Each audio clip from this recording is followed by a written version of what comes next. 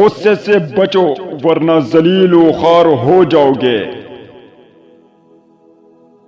اپنی آپ پر اتنا بوجھ ڈالو جتنا بآسانی اٹھا سکو، ورنہ کمر ٹوٹ جائے گی اور منزل مقصود سے کھو بیٹھو گے۔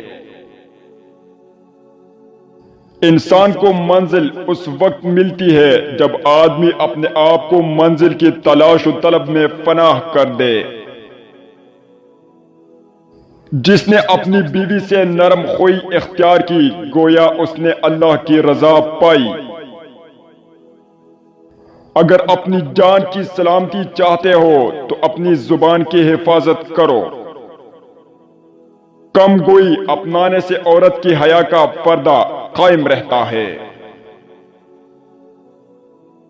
جس عورت کا عمل اس کی عقل سے زائد ہو جائے تو وہ وبال بن جاتا ہے۔ دل میں کچھ اور زبان پر کچھ، منافقت اسی کا نام ہے۔ اپنے آپ کو اس قدر بلند تر نہ بناؤ کہ پڑوسی بھی تم سے نفرت کرنے لگے۔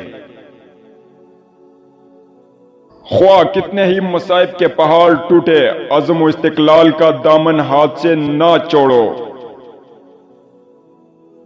ہر شے کی تخلیق اللہ کی حکمت ہے، اس لیے کسی چیز کو فضول مت سمجھو۔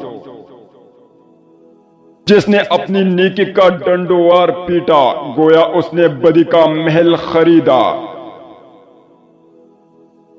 جب تو اپنے ہر کام کو خدا کے سپرد کر دے گا تو تیرا کوئی کام ہوئے بغیر نہیں رہے گا۔ اگر تم اپنے بھائی سے محبت نہیں کرتا تو اس کا بھائی ہی نہیں ہے۔ جو امیری میں محتاجوں کو بھول گیا، برے وقت اس کا کوئی پرسان حال نہیں۔ جو وقت تیرے ہاتھ میں ہے اسی میں یاد الہی سے کبھی غافل نہ ہو، کیونکہ وہ وقت کبھی لوٹ کر نہیں آئے گا۔ خوشی ہمیشہ عارضی اور غم پائیدار ہوتے ہیں۔ جو شخص سوچ و بچار سے کام نہ لے اس پر دنیا ہنستی ہے اور اس سے سوائے پچھتاوے کے کچھ حاصل نہیں ہوتا۔